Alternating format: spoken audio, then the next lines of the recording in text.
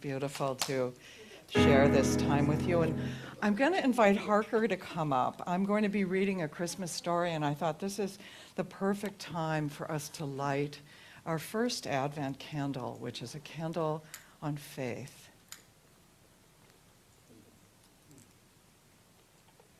We're having faith in that light. There it goes. A little faith. Thank you, Harker. So I love to share this story every Advent, and what I'm going to be reading is a story in Luke. It's Luke, the beginning of Luke.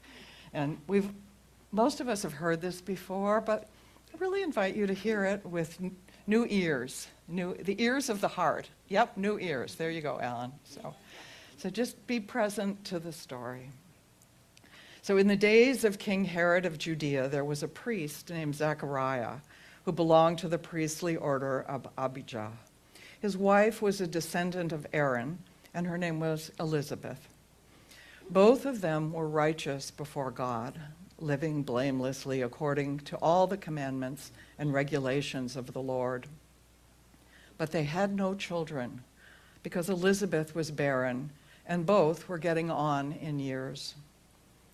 Once, when he was serving as priest before God and his section was on duty, he was chosen by lot, according to the custom of the priesthood, to enter the sanctuary of the Lord and to offer incense. Now, at the time of the incense offering, the whole assembly of the people were praying outside. And then there appeared to him an angel of the Lord, standing at the right side of the altar of incense. When Zechariah saw him, he was terrified, and fear overwhelmed him.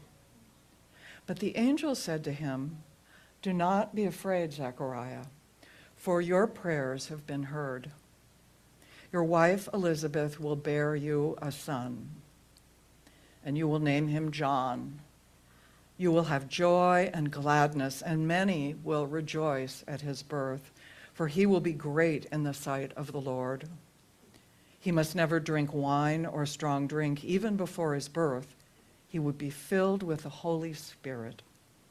He will turn many of the people of Israel to the Lord their God.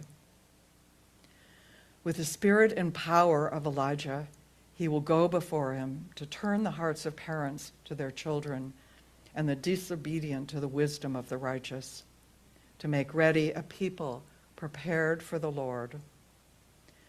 Zechariah said to the angel, "How will I know this to be so? For I am an old man, and my wife is getting on in years." The angel replied, "I am Gabriel.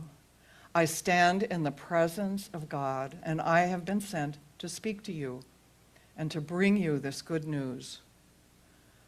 But now, because you did not receive my words, which will be fulfilled in their time, you will become mute, unable to speak until the day these things occur." Meanwhile, the people were waiting for Zechariah and wondered at his delay in the sanctuary. When he did come out, he couldn't speak to them, and they realized that he had seen a vision in the sanctuary. He kept motioning to them and remained unable to speak. When this time of service was ended, he went to his home. After those days, his wife Elizabeth conceived, and for 5 months she remained in seclusion. She said, "This is what the Lord has done for me when he looked favorably upon me and took away the disgrace I have endured among my people." In the 6th month, the angel Gabriel was sent by God to a town in Galilee called Nazareth, to a virgin engaged to a man whose name was Joseph, of the house of David. The virgin's name was Mary, and he came to her and he said, "Greetings, favored one. The Lord is with you." But she was much perplexed by his words and pondered what sort of greeting this might be. The angel said to her, "Do not be afraid, Mary, for you have found favor with God, and now you will conceive in your womb and bear a son, and you will name him Jesus. He will be great and will be called the Son of the Most High, and the Lord God will give him the throne of his ancestor David. He will reign over the house of Jacob forever, and his kingdom there will be no end. And Mary said to the angel, how can this be, since I am a virgin? And the angel said to her, the Holy Spirit will come upon you, and the power of the Most High will overshadow you. Therefore, the child to be born will be holy. He will be called the Son of God. And now your relative Elizabeth, in her old age, has also conceived a son. And this is the 6th month for her, who was said to be barren. For nothing will be impossible with God. Then Mary said, here I am, the servant of the Lord. Let it be with me according to your word. Then the angel departed from her. In those days, Mary set out and went with haste to Judea town in the hill country, where she entered the house of Zechariah and greeted Elizabeth. When Elizabeth heard Mary's greeting, the child in her womb leapt, and Elizabeth was filled with the Holy Spirit and exclaimed with a loud cry, blessed are you among women, and blessed is the fruit of your womb. And why has this happened to me, that the mother of my Lord comes to me? For as soon as I heard the sound of your greeting, the child in my womb leapt for joy. And blessed is she who believed that there would be fulfillment of what was spoken to her by the Lord. And Mary said, my soul magnifies the Lord, and my spirit rejoices in God my Savior, for he has looked with favor on the lowliness of his servant. Surely from now on all generations will call me blessed, for the mighty one has done great things for me, and holy is his name. Such a powerful story, such a powerful story for us to be reminded of this Advent season. And I have another little story that I'd like to share with you that involves some people who are part of the world that we live in today, you know. And I just want to introduce these people to you. One of them is Harry, you know, and Harry's, you're going to recognize Harry because Harry's got his pills. Harry's about 60 years old. His wife has passed away recently, and he's dealing with some health issues and having some challenges with his job. He'd much rather be working out in his garage with his wrench, but he's got to really watch what's going on, what he eats. The other person in the story is his mom, Lena. You know, she's always there ready to kind of clean things up. We're going to be meeting them as they're sitting around the dining room table on Friday after Thanksgiving. The other person that we're going to see is their daughter. Well, and you know how she is. She's one of those 20-year-olds, and what are 20-year-olds going to do? They're going to be texting their friends, right? So they're sitting around, and you know, it's Harry and Lena and Maya, their daughter. They're sitting around the table on Friday, and the doorbell rings. And Maya goes to the door, and there's this young guy who answers the door. His name's Gabe. They haven't seen Gabe for a while. He's in the neighborhood, but he's, you know, been gone for a while. But they said, come on down. We got an extra piece of pumpkin pie. We'll give you a piece of pie and some cake. So they all came. They sat around the table. And while they were sitting there, they just started talking. And, you know, Harry said, you know, I love this time of year. I just love this time of year, but I just feel that I feel so much pressure this time of year. All the bills and all the decisions that have to be made. And the doctor says I need more tests. I keep telling myself everything will work out, but you know, I'm getting tired of pretending. I'm getting tired of pretending. And Lena, good old Grandma Lena says, "Hey, Harry, come on, that's not pretending. That's holding on. Even when you don't see how." She says, "You think I expected to live alone when I was 83? No, that wasn't part of my plan. But life finds its way to surprise you, doesn't it? If you let it." And then there was Maya. You know, she took a moment away from trying to text her friends, and she looked at her phone. She said, "You know, I'm applying to colleges right now, and it's really hard. I don't really even know what it is I want to study. And people keep pushing me. They keep telling me what I need to do, what I should do when I grow up. And I just kind of want to just be able to just be me. And just find time just to sit down and listen. Maybe then I'll figure out, feels like something's calling me, but I just don't know what it is." Anyway, I'll just wait and see. And old Harry, he's like, "You've got time, Maya. Don't worry. Trust me. When you get older like me, you won't be worrying about what your major is. Not something to think about." And Maya's kind of going, "Yeah, but, you know, Dad, what if I make the wrong choice?" And then good old Lena, "There's no such thing as a wrong choice, you know. You just take paths you didn't expect." She's seen it all, hasn't she? And Gabe takes a bite of his pumpkin pie, kind of looks around the table. He says, "But what if faith isn't about having all the answers? What if it's saying yes before you even know what the question is?" No. Harry says, "Oh, Gabe, you sound like my old pastor, you know. He used to say, 'Don't confuse hope with faith.' But it always felt like smoke to me, just like empty, empty, empty."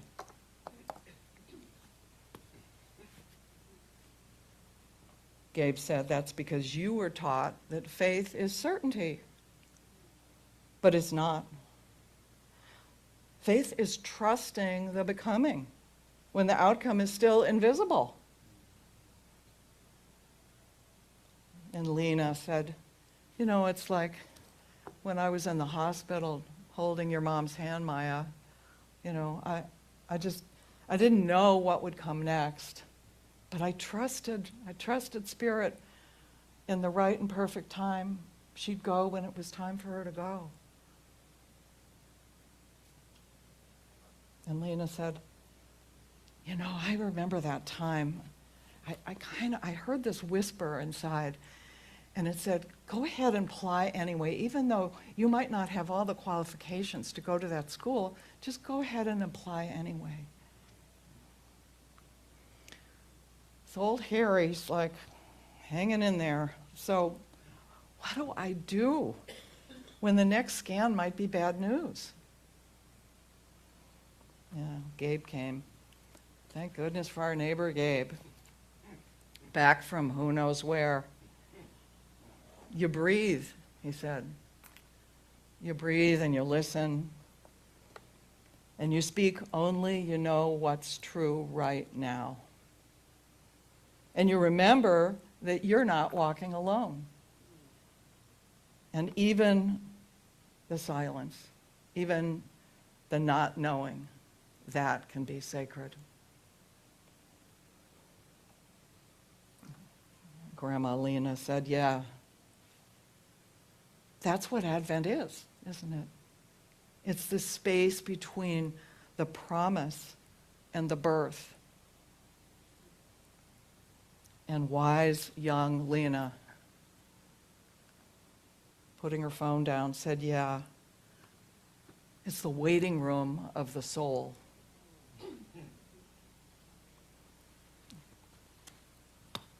And Gabe said, the light is already forming, even right now in the darkness. It's the waiting room of the soul. Yeah. Thank you for our players, the Unity players, one and all.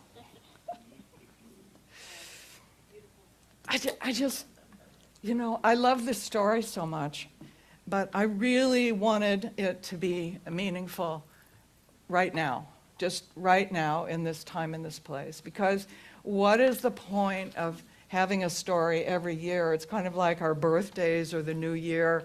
What's the point of having a story that doesn't have a new meaning for us every single year?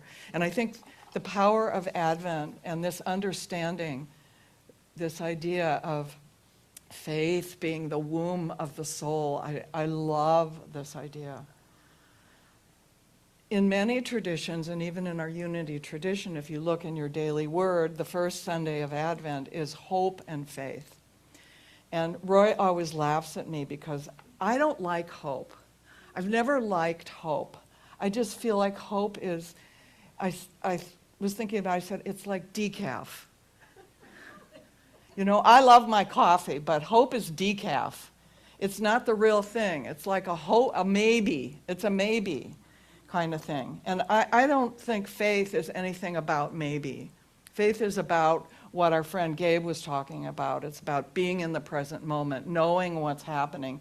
It's about being in the promise of what we know is coming. It's a powerful thing. It's about trusting what is becoming in our lives. And for all of us, there's always this becoming. We may not be birthing a child in the sense that Mary was birthing a child, but we're in this season of gestation where things are growing. We may not know what it is that's coming, but we know that there is a presence that's literally holding whatever it is that's coming for us. And it's a presence that we can trust. And I love this Christmas story so much because I think we can really all identify with the characters in the Bible and perhaps even with Lena and Harry and Maya and Gabe in the little story that I shared with you. We all have certain I call it layers of faith, more than levels of faith. And think about Zechariah for a minute. Maybe some of us are holding a Zechariah consciousness. Zechariah was a priest. Now, if anybody's supposed to have faith, that's kind of on his job description, right? But he didn't. What were the things that he saw as we're too old. My wife's been barren. She's too old. So when he gets the news that something that they've been praying for, he doesn't trust that the prayer will be answered by the presence and the power of the divine. How many times are we like that? I love the quote that Emily Cady says. She says, "The faith that removes mountains is a deep inner knowing that which is sought is already ours for the taking." We have to have that anchor, and Zechariah didn't have the anchor, did he? He was filled with doubt. He prayed to have a child, but he didn't really believe that it would happen.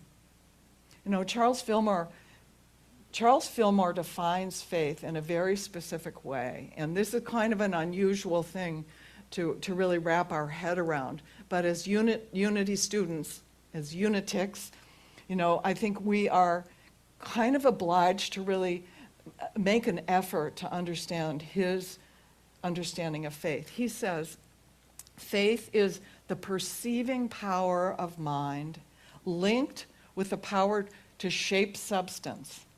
So it's got two qualities to it. The perceiving power of a mind. We can think about, okay, what is it we perceive and what quality of consciousness do we use to perceive? What's one of the 12 powers we use to perceive? Imagination, right? We use that power of our imagination to perceive what is coming for us, what we see, what we know, what we feel is ours to unfold in our life. He says, faith is this perceiving power that we all have, and it's linked with a power to shape substance. Now, in Fillmore's world, substance was everywhere. He said it was in the ethers. It's like these invisible snowflakes that we can't even see. But it's shaping substance that created that chair. In somebody's mind, there was a picture of a chair somebody had the color purple, and somebody actually used the power of faith, shaping that perception to create the substance that became that chair.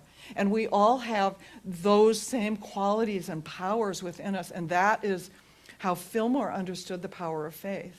And for me, it means that in order to really, really own faith and to live in this womb of the soul, where the promise of what is unfolding is unfolding before us all the time, I need to be able and willing to exercise my imagination, don't I? I need to be able to really focus and see what's possible. And for some of us, that's hard. You know, we have this tendency to see what's not working. It's kind of a bent of the mind, unfortunately. It goes for what can't happen. So, you know, it's funny, I was talking to one of my friends who's trying to clean out the clutter in her house, which she has to do because the movers are coming. There's a hand going up over here. And I said, well, hey, why don't you just not try to do it all, organize it, because you've got 2 days to do it. Why don't you just go to Staples and get some boxes and put everything in boxes and put the boxes there because you're trapped. Her first reaction was, oh, you know, it's Black Friday. It's going to be so crowded at Staples. You know, it's going to be there's going to be a lot of traffic. I'm like, create a problem instead of focusing on the potential of having the space cleared. And don't we do this kind of thing, all that we create these problems because our imagination likes to build its own little factory of worry over here, of imagining things that are never going to happen. They're certainly not in the present moment, which is what our friend Gabe reminded us of, to be in that present moment. So all of us can be a little Zachariah sometimes. And maybe Harry was carrying a little Zachariah. He had his pills and his wrench. But he was in a place of doubt where the people around him were really trying to support him. His mother, Lena, was trying to support him and say, you know, you're not pretending. This is really happening. This is really happening. And sometimes we're somebody like Elizabeth in the Bible story of Luke, aren't we? Where things seem impossible. And yet, if it's something that's deep within our heart, we know that with the presence and power of God, it can actually be a reality.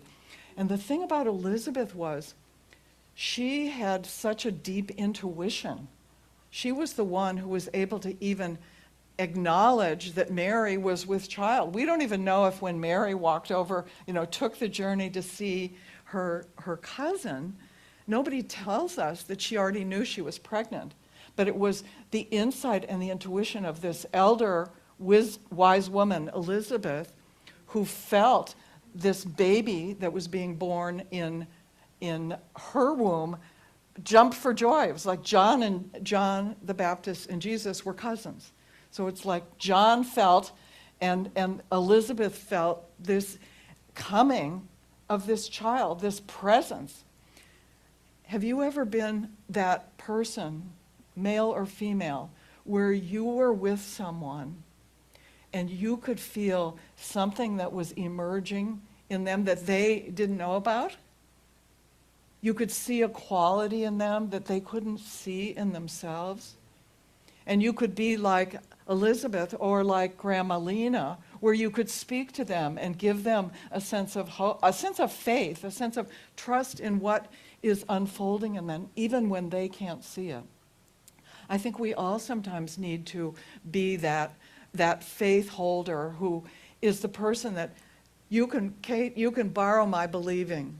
If you can't believe it, you can borrow mine because I can see it and know it for you.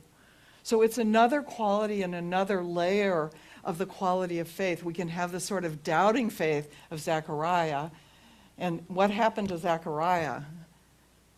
The priest who couldn't speak. I guess if his job was lighting incense, that was okay. But I imagine he also was called to pray with people.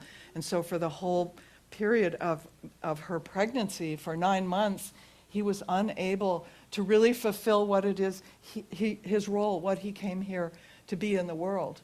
And at some level, that's also a little message for us, isn't it? That if we're not willing to trust the insight, the guidance we get, the callings that come to us, we may not be able to fully fulfill what it is we're called to be and to do in the world. This quality of faith and trust is a huge thing for all of us to really begin to question inside of ourselves. Am I a little bit of a Zachariah or Harry? Or am I more like Elizabeth, where I can really be tuned into what's coming? And finally, Mary.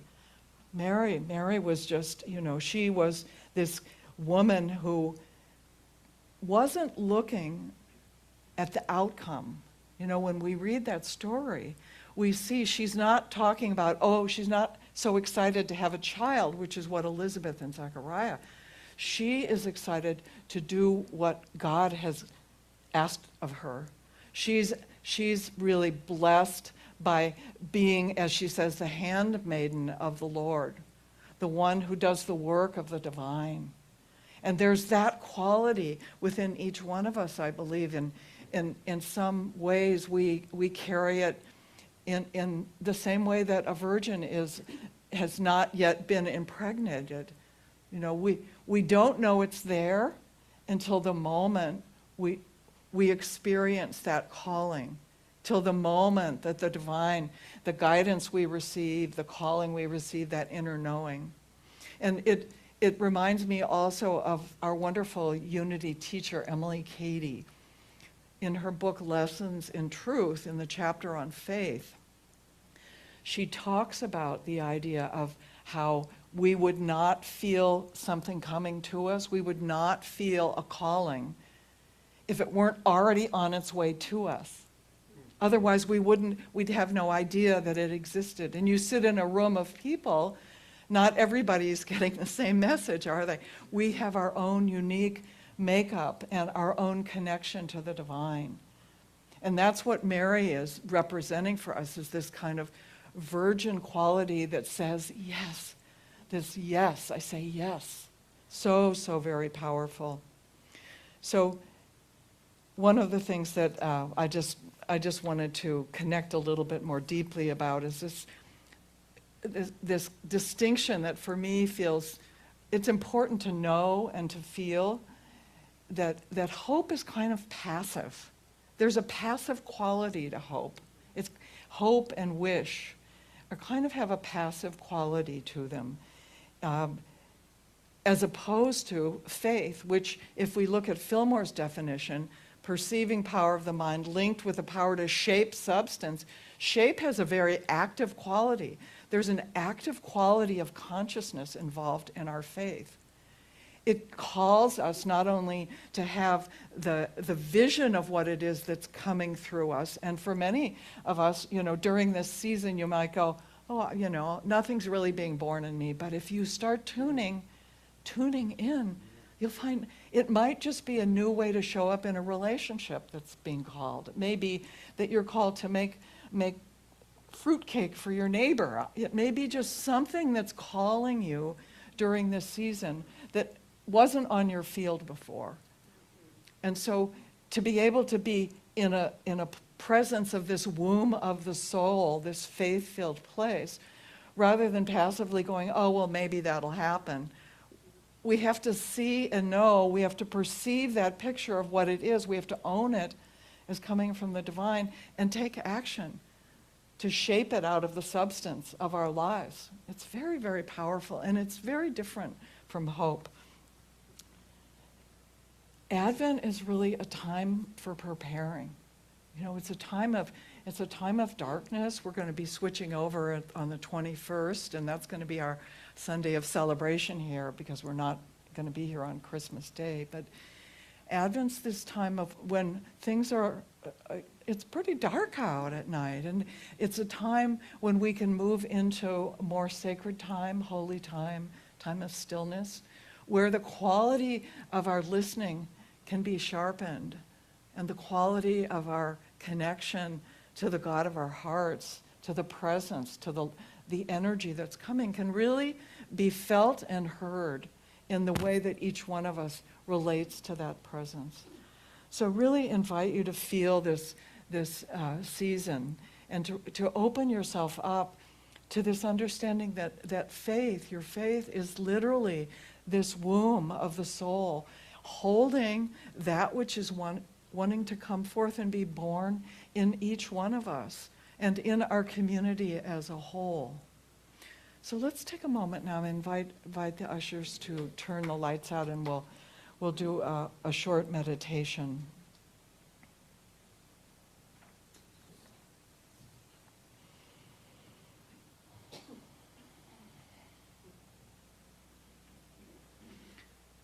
So take a moment to breathe. Just take a breath and just come home to this divine moment. Feeling this spiritual journey of Advent, something that is being born. The light is slowly forming.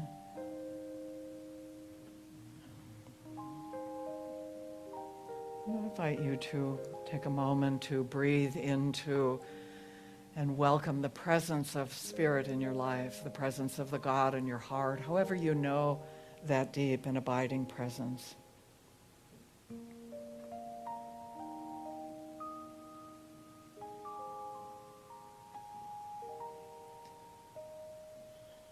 And become aware if you're facing any kind of challenges in your life today. Maybe it's a decision that needs to be made, or a change that you didn't ask for. Perhaps it's for someone near and dear to you who's walking through a time of uncertainty. Just let this moment be for you a present moment right now. And feel this moment as the waiting room of your soul. Feel it as a holy space. A space between not yet and what is coming, what will be.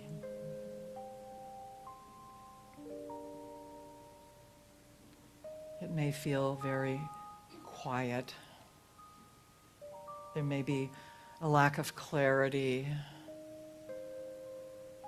but it's not an empty space. It's a space of being present with the divine. God is present.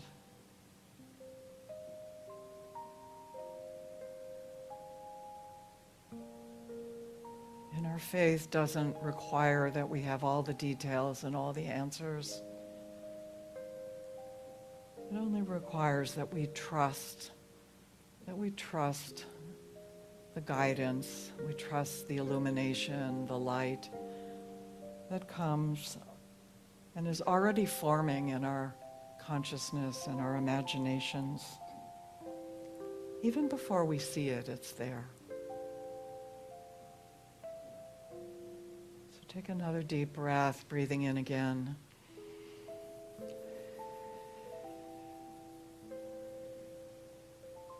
And we place whatever the situation that came to mind, whatever might be unknown in this moment, we place it in the hands of the divine, in God's hands, and we gently, as we place it, we say, I do not walk alone. Spirit is always here with me, and I trust and affirm that what is coming, even now, this is the promise of Advent.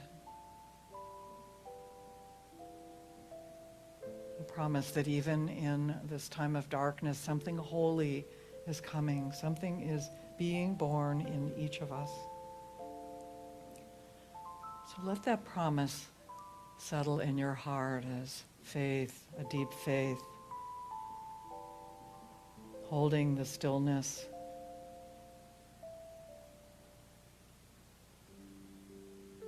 Being willing to say yes to the moment and to trust what is coming through.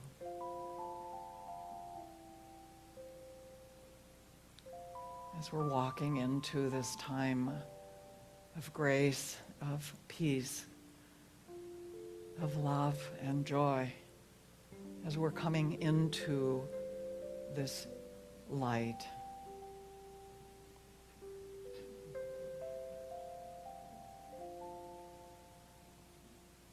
We offer gratitude for the blessing of our faith. And so it is.